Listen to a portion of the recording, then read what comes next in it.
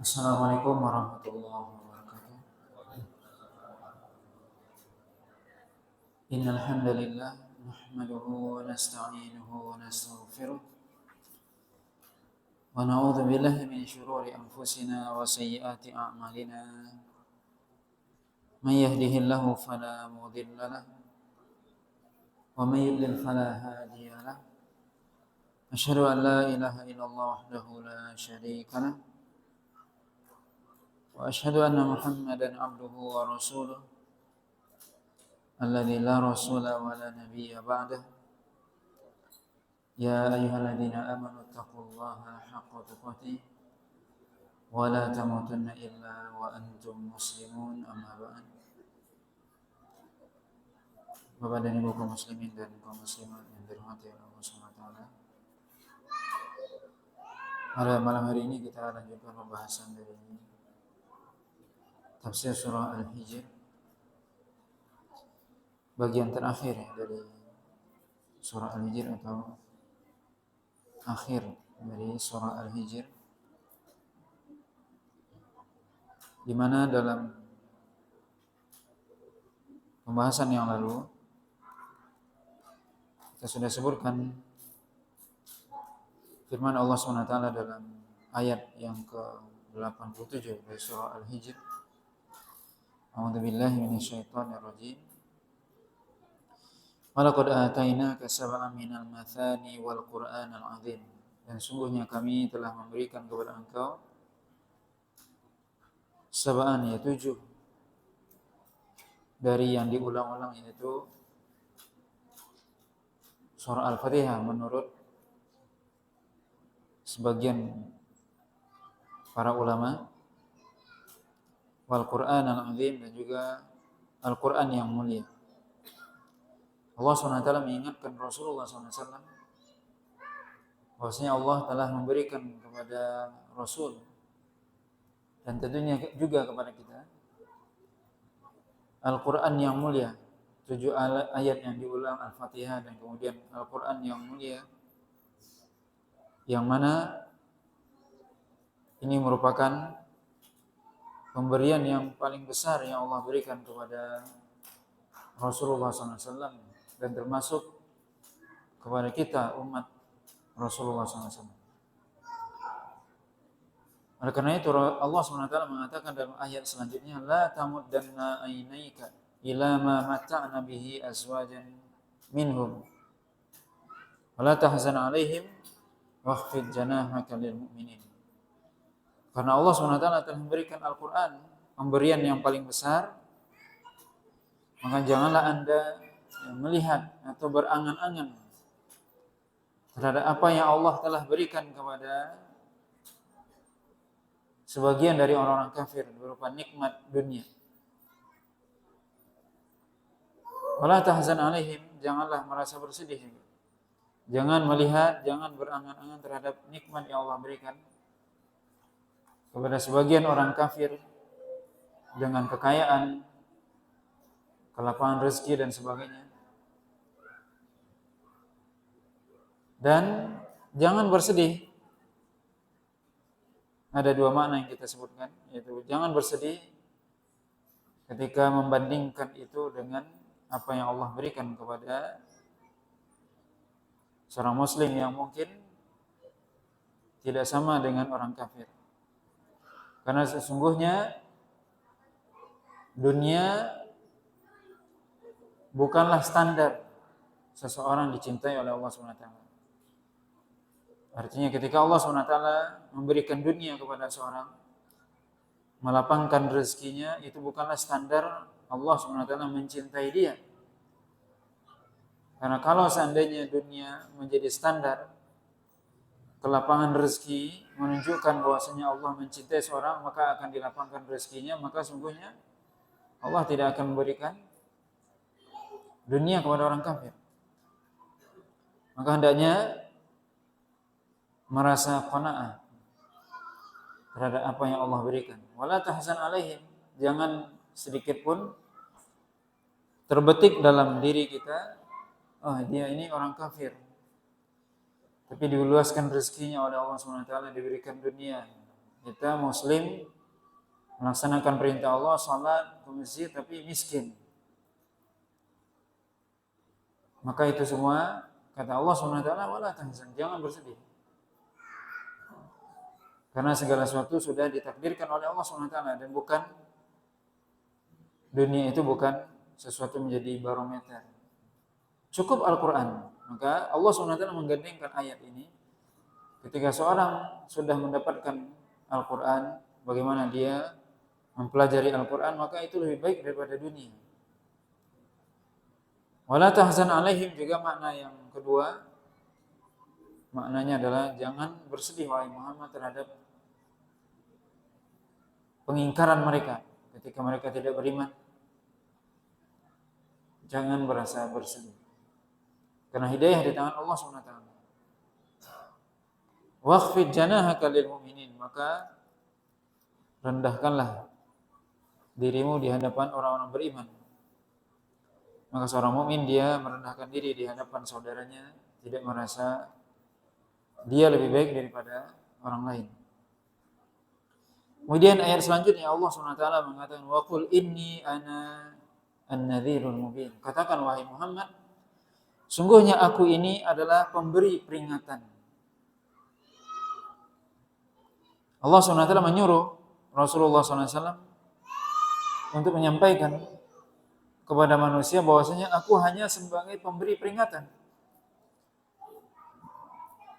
Peringatan bagi orang-orang yang mereka mendustakan dakwah, tidak beriman kepada Islam. Aku hanya sekedar pemberi peringatan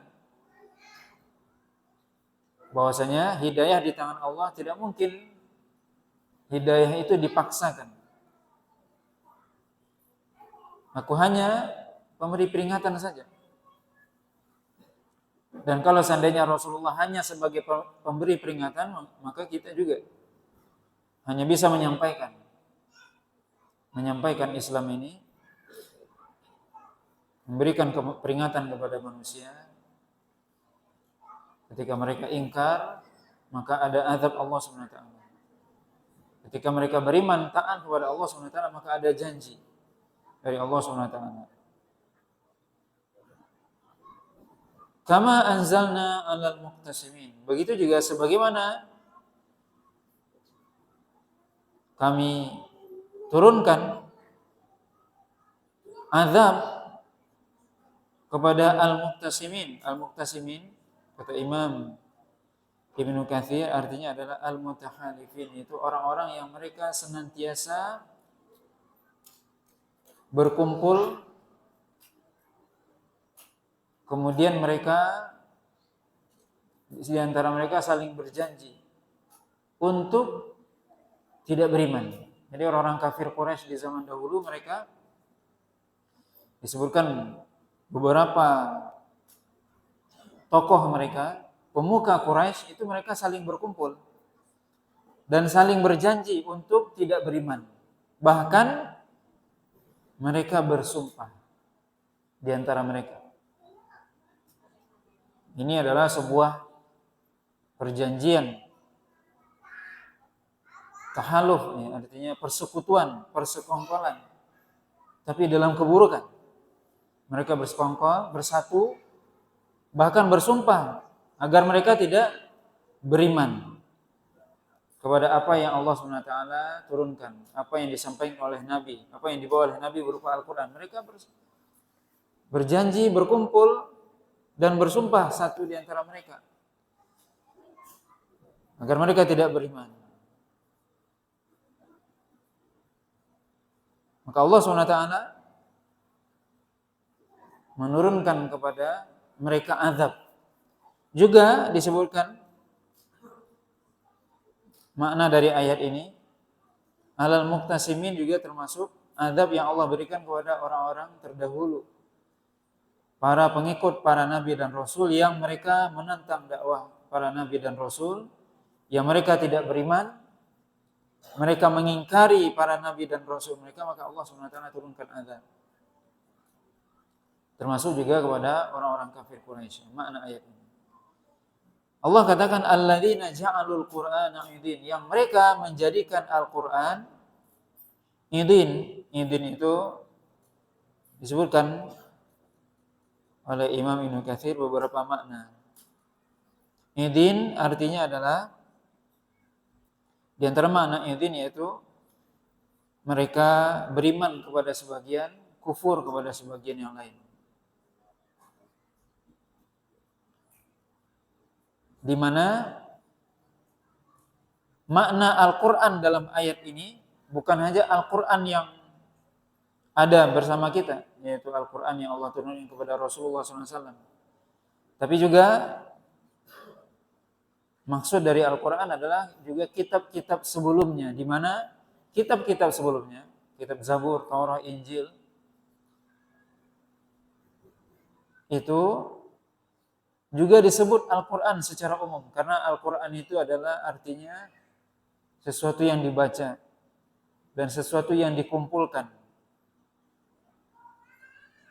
Maka kitab-kitab tersebut juga dibaca oleh umat-umat terdahulu. Dan umat-umat terdahulu, sebagian mereka beriman kepada kitab, kemudian kufur terhadap kitab yang lain.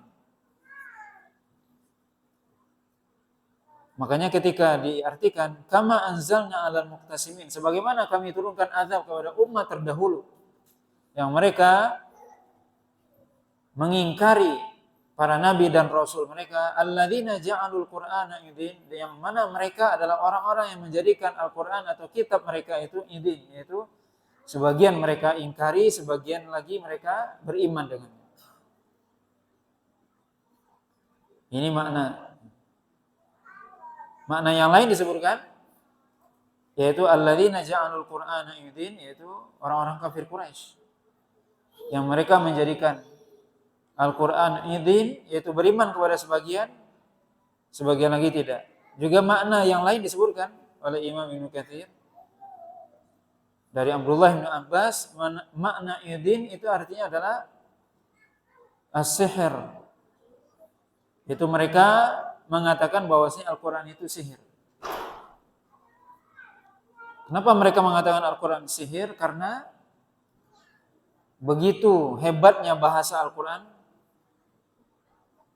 bisa memikat orang yang mendengarnya, bisa mempengaruhi orang yang mendengarnya, sehingga apa? Orang yang mendengar Al-Quran di zaman itu mereka langsung masuk Islam. Sama dengan sihir, ketika disihir orang itu langsung dia ikut, tunduk. Jadi mereka menamakan Al-Quran itu, orang kafir Quraisy, idin. Idin artinya adalah sihir. Ini Al-Quran sihir, kata mereka. Kenapa? Karena orang-orang yang mendengar Al-Quran mereka biasanya beriman. Dan memang terbukti beberapa pemuka Quraisy mereka itu ketika mendengar Al-Quran mereka beriman. Seperti Umar bin Khattab, beliau ketika mendengar bacaan Al-Quran beliau beriman. Bahkan ada di antara orang kafir Quraisy yang mereka rindu mendengarkan Al-Quran. Mereka tidak beriman, tapi rindu mendengar Nabi membaca Al-Quran. Karena apa? Indahnya Al-Quran. Kita bisa bayangkan bahwasanya ada orang-orang kafir Quraisy yang mereka tidak beriman, tapi mereka rindu mendengarkan bacaan Al-Quran. Kenapa? Karena indahnya Al-Quran. Maka Al-Quran adalah kitab yang mulia yang Allah turunkan di dalamnya nilai sastra yang sangat tinggi. Makanya kalau orang dia mempelajari bahasa Arab dengan baik, maka dia akan mengetahui keindahan Al-Quran. Kalau dia tidak belajar bahasa Arab, nggak ngerti bahasa Arab, mungkin dia nggak merasa indah. Indahnya Al-Quran, indahnya bahasa Al-Quran. Maka orang-orang kafir Quraisy mereka tahu keindahan Al-Quran karena mereka adalah orang Arab. Dan pada zaman itu adalah zaman di mana sastra Arab berada di puncaknya. Maka Allah SWT menurunkan Al-Quran ketika bahasa Arab berada di puncaknya. Masa puncaknya sastra Arab di zaman Quraisy. Yang mereka berbicara dengan saliqah, artinya dengan lancar berbicara syair atau puisi. Biasa mereka berpuisi dalam berbicara itu biasa. Itu hebatnya mereka. Jadi bukan berarti orang kafir Quraisy itu jahiliyah, berarti bodoh. Bukan bodoh artinya tidak pandai, tapi justru mereka dalam bahasa dan sastra itu sangat hebat. Bahkan ada pasar namanya, pasar di mana di situ diadakan perlombaan puisi atau syair, puisi bahasa syair. Dan mereka berbangga dengan syair. Maka ketika diturunkan Al-Quran, mereka mengatakan apa? Ini saya sudah banyak mendengar syair, tapi ini kok beda. Ini lebih hebat daripada syair, lebih indah. Syair itu indah, bagus. Seperti puisi. Kalau kita belajar bahasa Indonesia, kemudian tahu seluk-beluk bahasa Indonesia, orang baca puisi, mestinya kita, bagi orang yang paham, dia, oh ini bagus puisinya, ini enggak. Tapi kalau kita enggak paham, biasa aja. Karena enggak paham sastra. Begitu juga bahasa Arab, ada sastranya. Bagi orang yang paham, maka apa? Dia tahu ini bagus atau tidak.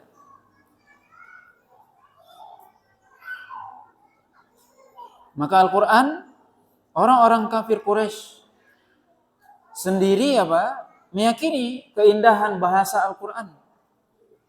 Sampai mereka menuduh Al-Quran itu sebagai sihir. Dan itu sebenarnya bentuk pengingkaran mereka kepada Al-Quran. Dan menjatuhkan Al-Quran sebenarnya. Al-Quran lebih baik daripada sihir, bukan sihir.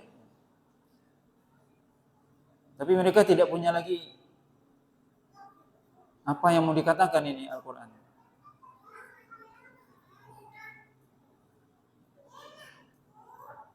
Maka orang-orang kafir Quraisy menjadikan Al-Quran atau menganggap Al-Quran itu sebagai sihir.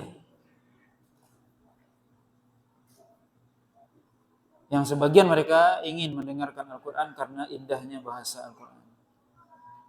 Allah SWT mengatakan, فَوَرَبِّكَ لَنَسْأَلَنَّهُمْ أَجْمَعِينَ. Ketika mereka mengatakan, mereka menuduh Nabi SAW, tentunya orang-orang kafir Quraisy. Nabi dituduh sebagai orang gila, dituduh sebagai dukun, tukang sihir, dan sebagainya. Allah SWT mengatakan, فَوَرَبِّكَ لَنَسْأَلَنَّهُمْ أَجْمَعِينَ. Demi Rabb engkau, wahai Muhammad. Maka Allah SWT bersumpah dalam ayat ini dengan dirinya sendiri. Lanas'alannahum ajma'in. Sungguh kami benar-benar akan menanya mereka semua. Ayat ini menunjukkan bahwasanya kita semua akan dibangkitkan di hari kiamat dan kita akan dihisab oleh Allah SWT. Dan akan ditanya semua apa yang kita lakukan. Dan itu tidak sulit bagi Allah SWT. Kita bisa bayangkan bagaimana Allah SWT menghisab seluruh manusia yang pernah hidup di muka bumi ini sejak zaman Nabi Adam sampai hari kiamat. Berapa jumlahnya hanya Allah yang tahu. Tapi mudah bagi Allah, gampang bagi Allah. Innallaha sari'ul hisab. Allah SWT amat cepat hisabnya. Maka Allah SWT akan menanya seluruh manusia terhadap apa yang mereka katakan, apa yang mereka lakukan. Termasuk apa? Termasuk apa yang mereka jawab dari dakwahnya para nabi dan rasul. Madza ajabtumul mursalin?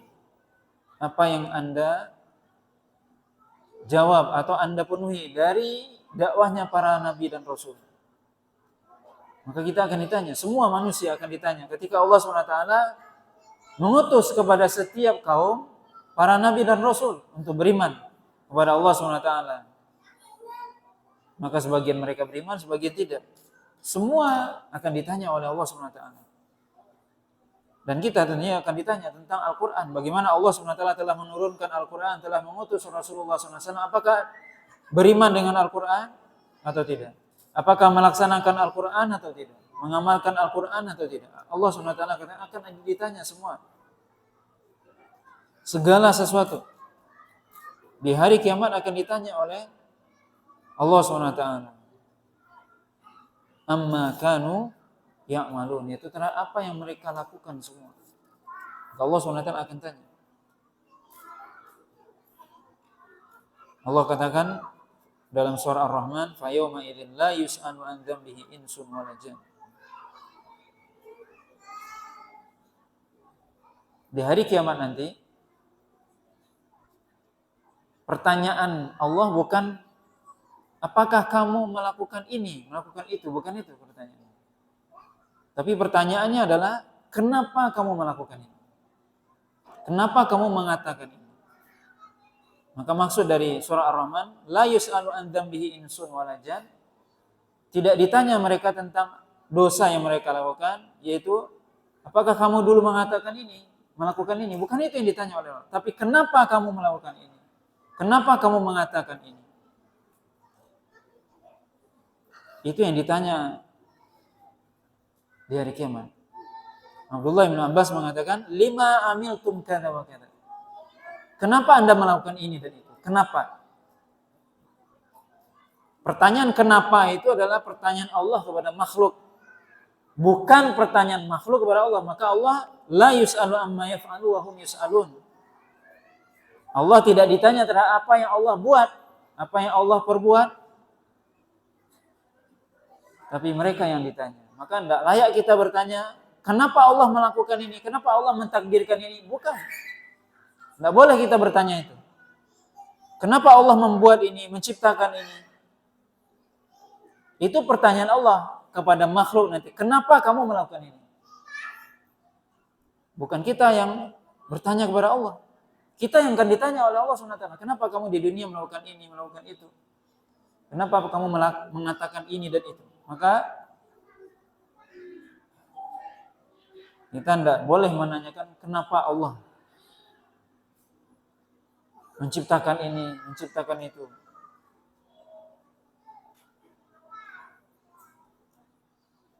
Kata para ulama, paling kalau kita mau apa? Apa hikmah Allah menciptakan ini?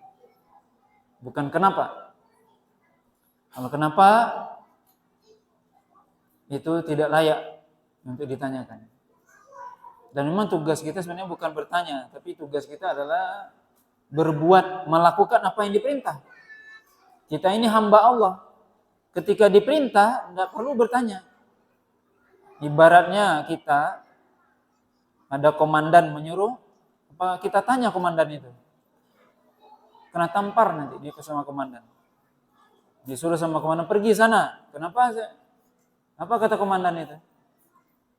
Langsung ditamparnya. Maka tidak layak kita, tidak pas, tidak pantas kita bertanya kepada Allah. Kita mestinya apa? Mengerjakan apa yang diperintah. Allah SWT menyuruh beribadah kepada Allah, jangan melakukan kesyirikan. Siap lakukan. Bukan bertanya. Maka ada sebagian orang yang dia banyak tanya, tujuannya apa? Tidak mau melakukan. Itulah prinsip orang Yahudi dan itu ditiru oleh sebagian kaum muslimin. Banyak dia bertanya, dicarinya apa, kenapa ini? Bukan itu tugas kita. Tugas kita melaksanakan apa yang diperintah, apa yang ada dalam Al-Quran. Perintah Allah SWT lakukan. Allah menyuruh beribadah kepadanya, Allah menyuruh mendirikan sholat, membayar zakat, berpuasa, lakukan. Itu tugas kita.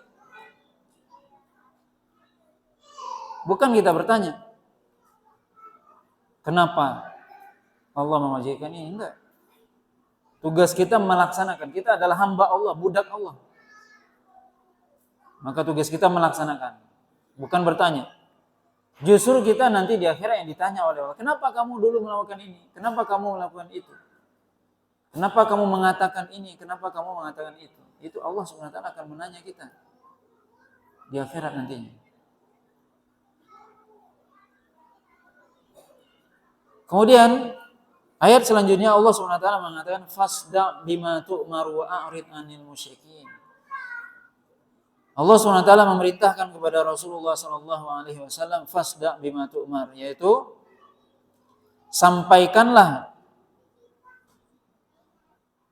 apa yang diperintahkan kepada engkau dengan terang-terangan, dengan jelas.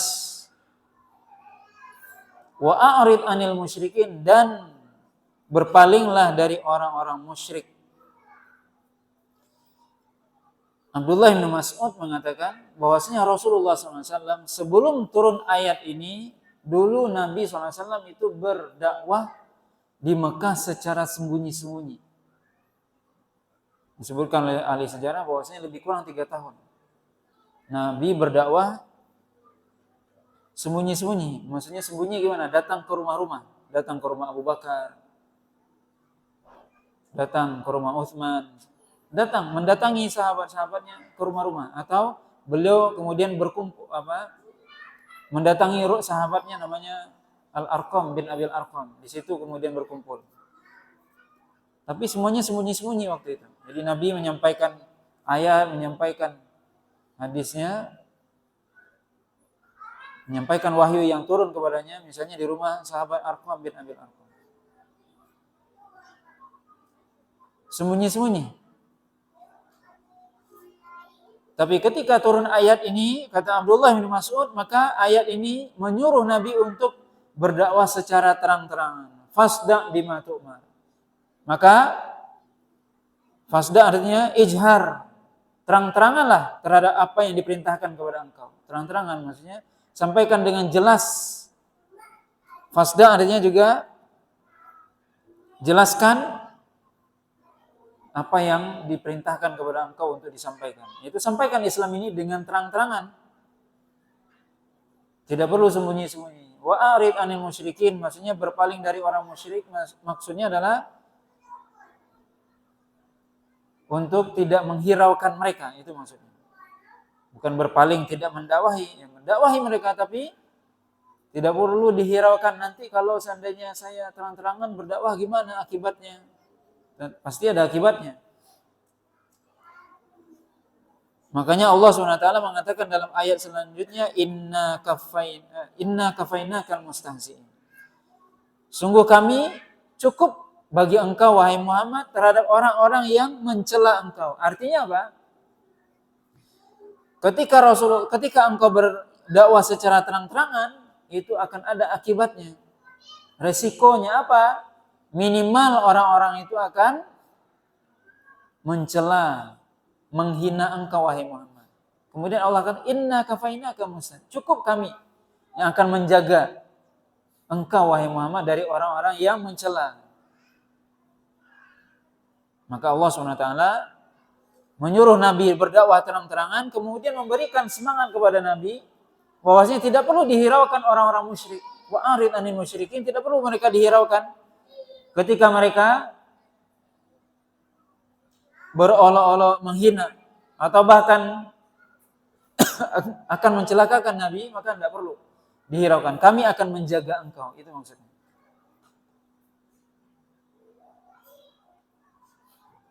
Kata Imam Ibnu Katsir, "Balligh ma unzila ilaika min rabbi wa la taltafit ilal musyrikin."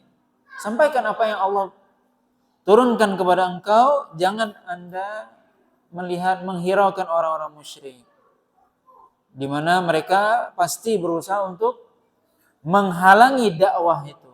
Sampaikan saja. Adapun usaha mereka menghalangi dakwah dengan mencela, menghina dan sebagainya tidak perlu dihiraukan. Karena Allah SWT akan menjaga engkau. Maka dalam ayat ini Allah SWT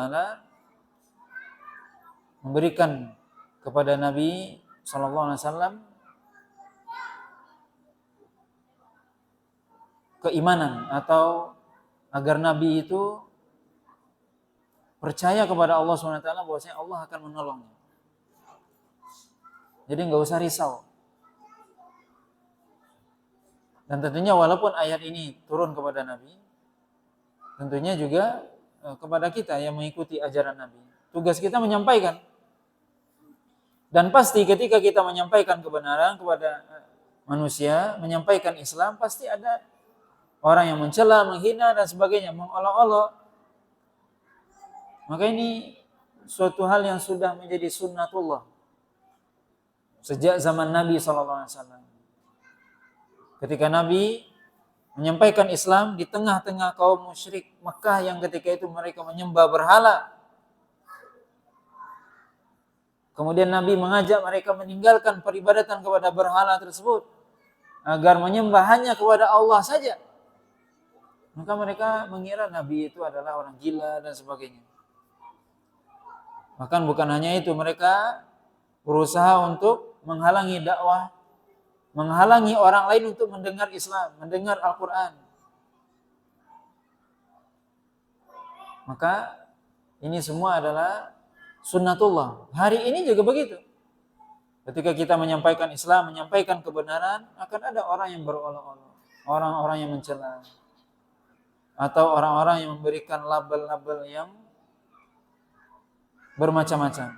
Mungkin mereka mengatakan ini orang-orang kuno, orang-orang terbelakang, orang-orang yang ekstrim, macam-macam. Itu semua sunnatullah. Ketika kita menyampaikan kebenaran dan berada di atas kebenaran, pasti ada yang menghalangi. Pasti, itulah sunnatullah. Itu sudah menjadi sunnatullah. Sesuatu yang sudah ditakdirkan oleh Allah SWT. Maka di dunia ini cuma ada dua. Kebenaran dan kebatilan. Para pengusung kebenaran, para pengusung kebatilan. Para pembela kebenaran, para pembela kebatilan. Itu hanya ada dua. Tinggal kita memilih, kita mau jadi di barisan yang mana. Dan pertarungan antara hak dan yang batil itu tetap ada sampai hari kiamat. Nah mungkin dunia ini damai saja, nggak mungkin. Pertarungan antara hak dengan yang batil sejak zaman Nabi Adam sampai hari kiamat itu tetap ada. Itu sudah sunnatullah. Maka tugas kita memilih, kita mau jadi pembela di mana? Di barisan yang mana? Apa kita mau jadi pembela kebenaran atau pembela kebatilan? Atau kita hanya pengen jadi penonton? Nggak ada yang menjadi penonton, pasti dia ikut. Maka Allah SWT katakan, ketika kita membela kebenaran, Allah SWT yang akan menjaga. Inna kafainakal mustahzi'in. Sungguh kami cukup bagi engkau yang akan menjaga engkau dari orang-orang yang mencela, menghina, dan menghalangi dakwah. Bagaimana sifat mereka? Alladzina yaj'aluna ma'allahi ilahan akhar fa sawfa ya'lamun. Yaitu mereka orang-orang yang berolok-olok kepada agama ini, berolok-olok kepada Islam, kepada Al-Qur'an. Mereka adalah orang-orang yang menjadikan sembahan lain selain Allah SWT, yaitu orang-orang yang melakukan kesyirikan. Menjadikan yang lain sebagai sembahan, tandingan bagi Allah SWT. Tentunya hari ini orang-orang yang membenci dakwah Islam, mereka juga sama. Mereka di zaman Nabi SAW, orang-orang yang mereka menjadikan para berhala-berhala, patung-patung itu sebagai sembahan Tuhan selain Allah. Sembahan selain Allah. Di zaman kita, berhala-berhalanya tidak seperti itu. Mungkin di zaman kita nggak ada orang yang nyembah patung, nyembah berhala. Tapi berhala di zaman sekarang macam-macam bentuknya. Bisa jadi berhala itu adalah akal mereka. Akal dijadikan sebagai Tuhan, yang itu yang diikuti, atau hawa nafsunya, atau yang lainnya dari hal-hal dunia. Mereka menjadikan selain Allah sebagai ilahan. Ilahan artinya adalah sesuatu yang disembah, diibadahi, yang dia tunduk kepadanya. Ilah di mana makhluk yang dia taat kepadanya. Maka termasuk dari makna ilah itu adalah ketaatan. Kata bapaknya orang mentaati. Ada orang yang sangat taat kepada manusia dalam segala hal, baik dalam hal yang baik ataupun yang buruk. Atau taat kepada undang-undang peraturan yang dibuat oleh manusia, baik aturan itu sesuai syariat atau tidak. Ini juga bentuk ilah. Sembahan selain Allah. Jadi sembahan selain Allah itu bukan hanya patung-patung. Kalau hari ini ada yang mengatakan, saya nggak ada penyembah patung, tapi dia apa? Menjadikan undang-undang buatan manusia sebagai sembahannya, yang dia taati, yang sangat dia taati, yang sangat dia takuti. Ini juga termasuk ilah. Sembahan selain Allah SWT. Karena seorang ketika beribadah, bagian dari ibadah itu adalah ketaatan. Maka tidak boleh kita taat kepada makhluk kecuali hal yang sesuai syariat. Kalau kita taat kepada makhluk, apapun makhluk itu, manusia, jin, akal, undang-undang hawa nafsu, kalau itu bertentangan dengan syariat, maka berarti kita sudah menjadikan makhluk itu sebagai ilah, sebagai sembahan. Afara'aita man ittakhadha illahu hawa. Kata Allah SWT, bagaimana engkau melihat orang-orang yang menjadikan hawa nafsunya itu sebagai ilah, sembahannya. Hawa nafsu, keinginan dia. Maka ini ciri orang-orang yang dia akan berolok-olok kepada dakwah. Ini ciri orang-orang yang akan menentang dakwah, yaitu apa? Orang yang mereka menjadikan hawa nafsu ataupun yang lainnya sebagai sembahan. Dan itu bisa kita lihat sendiri. Orang-orang ketika dia sudah mendewakan akalnya, hawa nafsunya, atau yang lainnya, maka dia akan pasti akan menjadi musuh dakwah, musuh Islam. Kata Allah SWT, fasawfa ya'lamun. Kelak mereka pasti akan mengetahui. Mengetahui apa? Balasan dari Allah SWT. Walaqad na'lamu annaka yadhiqu sadruka bima yaqulun. Allah SWT mengatakan, dan sungguh kami mengetahui bahwa sesungguhnya engkau, wahai Muhammad, merasa berat, merasa sempit dadamu terhadap apa yang mereka katakan. Rasulullah SAW ketika berdakwah kemudian beliau dicaci, dicela oleh orang-orang kafir Quraisy dengan beliau dikatakan sebagai orang yang gila, tukang sihir, tukang peramal, tukang tenun dan sebagainya. Tentunya itu membuat dada Nabi menjadi sempit. Ditambah lagi mereka mendustakan ayat, kemudian tidak beriman, membuat Nabi menjadi sempit hatinya terhadap apa yang mereka katakan. Allah SWT mengatakan, sungguh kami tahu itu, wahai Muhammad, bahwasanya dada engkau menjadi sempit terhadap apa yang mereka ucapkan, apa yang mereka katakan.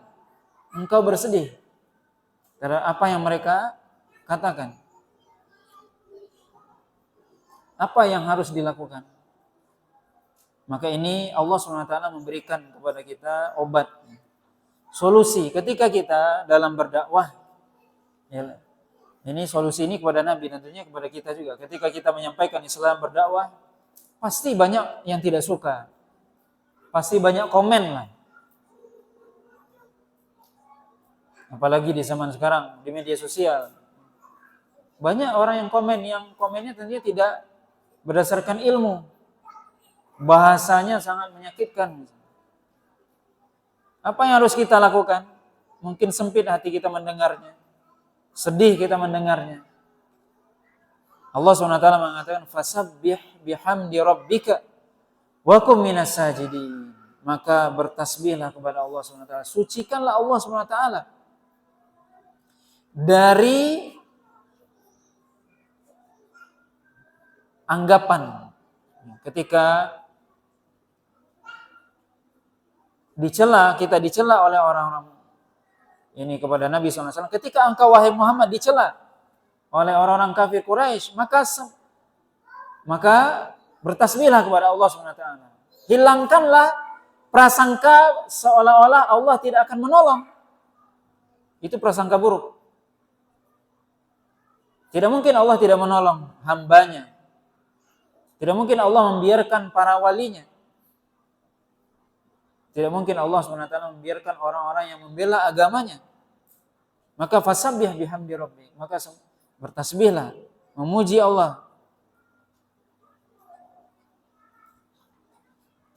hilangkan segala macam bentuk suudzon kepada Allah Subhanahu wa taala ketika kita berada dalam kesulitan, kesusahan. Ketika dalam berdakwah mendapatkan tantangan, maka ada sebagian, kenapa kita yang berada di atas jalan yang benar ini banyak tantangannya? Begitulah ujian. Apa Allah tidak menolong? Apa Allah tidak mendengar? Apa Allah tidak lihat?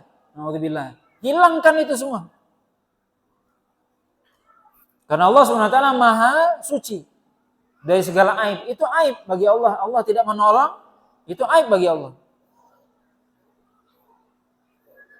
Kata Allah SWT, Inna lanansuru rusulana walladzina amanu. Sungguh kami akan menolong Rasul-Rasul kami dan orang-orang beriman. Wa kana haqqan alaina nasrul mu'minin, kata Allah. Sungguh menjadi suatu hal yang mesti kami lakukan untuk membantu orang beriman. Makanya Rasulullah SAW ketika didatangi oleh Khabbab bin al-Arat, ketika Nabi SAW sedang bersandar duduk di Ka'bah ketika di Mekah ketika itu, datang Khabbab bin al-Arat, seorang sahabat Nabi SAW, kemudian mengatakan kepada Rasulullah SAW, wahai Rasul, tidakkah engkau melihat bagaimana para sahabat ini disiksa ketika Nabi sudah berdakwah secara terang-terangan? Orang kafir Quraisy akhirnya tersadar, kemudian mereka terang-terangan juga menyiksa para sahabat. Datang seorang sahabat mengatakan kepada Nabi SAW, wahai Rasulullah SAW, tidakkah engkau melihat, mendengar bagaimana sebagian para sahabat ini disiksa, dicela dan sebagainya? Tidakkah engkau meminta pertolongan kepada Allah? Tidakkah engkau berdoa kepada Allah? Apa kata Nabi SAW? Ketahuilah bahwa sesungguhnya umat-umat terdahulu mereka juga diuji. Sebagian mereka disiksa, sebagian mereka ada yang, kata Nabi, diletakkan di atas kepala mereka gergaji, kemudian digergaji kepalanya sampai ke bawahnya, terpisah badannya. Tapi tidak menyurutkan mereka dari iman kepada Allah SWT sedikit pun. Walakinnakum qaumun tasta'jilun, kata Nabi. Tapi kalian termasuk orang-orang yang tergesa-gesa ingin melihat hasil dakwah, kata Nabi. Tergesa-gesa, tidak sabar. Maka Allah SWT tahu. Apa Allah katakan? Sungguh kami tahu bahwasanya dadamu merasa sempit, wahai Muhammad, ketika mendengarkan celaan itu. Tahu kami. Allah Maha mendengar, Allah Maha melihat, Allah Maha mengetahui. Apa tugas kita? Maka ini, ketika kita dalam keadaan susah, dalam keadaan mendapatkan berbagai macam tekanan, rintangan, tantangan, apa yang harus kita lakukan? Ini yang disebutkan oleh Allah SWT kepada Rasulnya, dan ini juga kepada kita. Fasabbih bihamdi rabbika. Bertasbih kepada Allah, berzikir kepada Allah SWT. Maka zikir adalah obat dari segala macam bentuk kesusahan. Allah SWT menyebutkan, ala bidzikrillahi tatmainnul qulub. Ketahuilah, dengan berzikir hati akan menjadi tenang.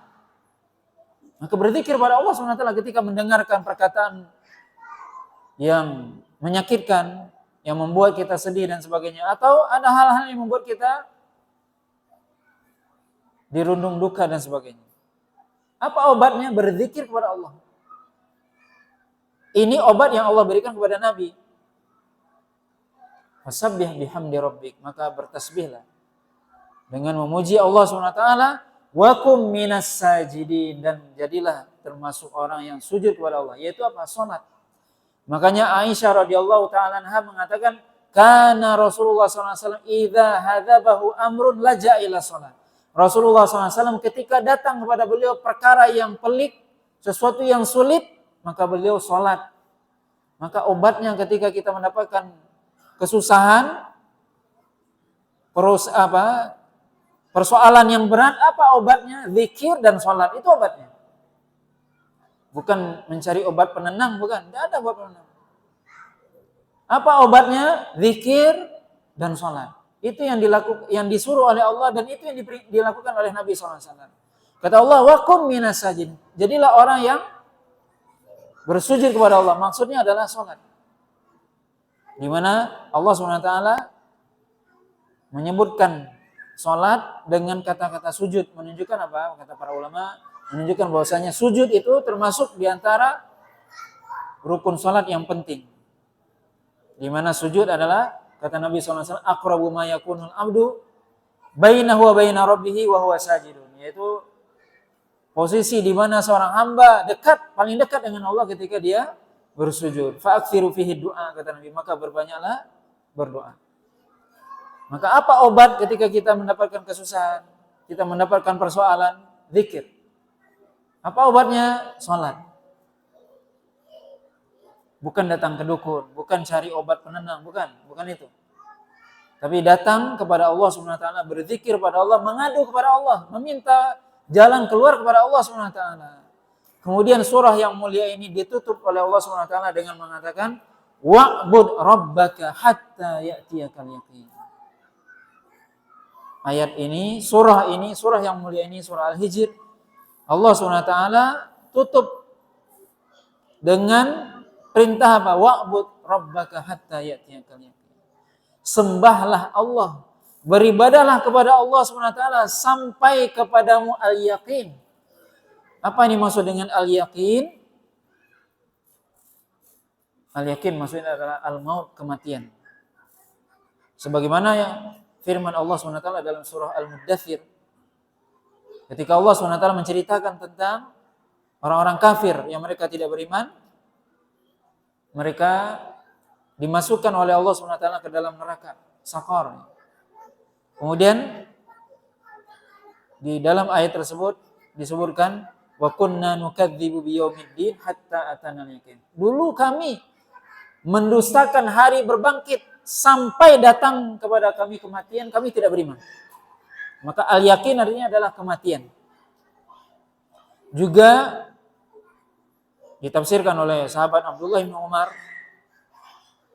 yaitu apa ini maksud dengan al-yakin? Yaitu adalah al-maut. Wa'bud rabbaka hatta ya'tiyakal yaqin, yaitu sembahlah Allah, beribadah kepada Allah sebenarnya. Sampai kapan beribadah kepada Allah? Sampai datang kematian. Al-yakin, maka arti al-yakin dalam ayat ini melalui Al-Quran, penafsiran Al-Quran, dan juga perkataan sahabat Abdullah bin Umar, dan juga dalam sebuah hadis yang diriwayatkan oleh Imam Bukhari juga, makna al-yakin artinya adalah al-maut, yaitu kematian. Ini makna yang benar. Dan ini menjadi bantahan kepada sebagian orang yang mengartikan al-yakin itu dengan makna yang salah dan keliru. Ada sebagian orang yang mengartikan al-yakin itu adalah suatu fase tertentu. Kalau seorang sudah sampai kepada tingkat keyakinan, tidak perlu lagi dia sholat, tidak perlu lagi dia beribadah, sudah sampai kepada keyakinan yang tinggi dia. Nah, ini pemahaman yang keliru. Jadi ketika dia artikan ayat ini, sembahlah Allah, beribadah kepada Allah sampai kamu pada fase keyakinan. Berarti kalau sudah sampai keyakinan itu apa? Tidak perlu lagi sholat, kata dia. Tidak perlu lagi beribadah. Nah, ini pemahaman yang keliru, pemahaman yang salah. Kenapa? Rasulullah SAW, Allah sendiri mengatakan dalam Al-Quran, al-yakin artinya maut. Rasulullah juga begitu, para sahabat mengartikan. Begitu juga Rasulullah sendiri mengamalkan apa? Rasulullah sendiri beribadah sampai beliau meninggal. Kalau fase, ya arti yakin itu fase tertentu, fase paling tertinggi, tentunya Nabi yang paling tertinggi fasenya. Tapi tidak pernah Nabi meninggalkan sholat. Bahkan Nabi ketika sakit menjelang meninggal tetap sholat. Bahkan beliau pingsan ketika sakit menjelang meninggal, ketika siuman, sadar, apa pertanyaan Nabi? As-sallun nas, apakah manusia sudah sholat? Sholat yang ditanya. Lalu ada orang-orang di zaman sekarang yang mengatakan apa? Kalau seandainya sudah sampai derajat yakin, tidak perlu lagi sholat. Nah, ini salah kaprah ya dalam apa? Mengartikan ayat. Ini penafsiran yang keliru. Tapi al-yakin artinya kematian. Bagaimana kita beribadah kepada Allah? Menghambakan diri kepada Allah SWT sampai maut mendatangi kita. Wallahu ta'ala alam. Bapak dan Ibu yang dirahmati Allah SWT, ini ayat-ayat yang kita bisa bacakan ya di akhir surah Al-Hijr. Mudah-mudahan ayat ini memberikan pelajaran kepada kita bersama, dan mudah-mudahan Allah SWT senantiasa memberi kita hidayah dan taufik sehingga kita bisa benar-benar beribadah kepada Allah sampai datang kematian kepada kita, dengan kita mendapatkan husnul khotimah tentunya. Subhanakallah bihamdika asyhadu an la ilaha illa anta astaghfiruka wa atubu ilaik. Wa sallallahu ala nabiyyina Muhammadin wa ala alihi washabihi wasallam. Wassalamualaikum warahmatullahi wabarakatuh.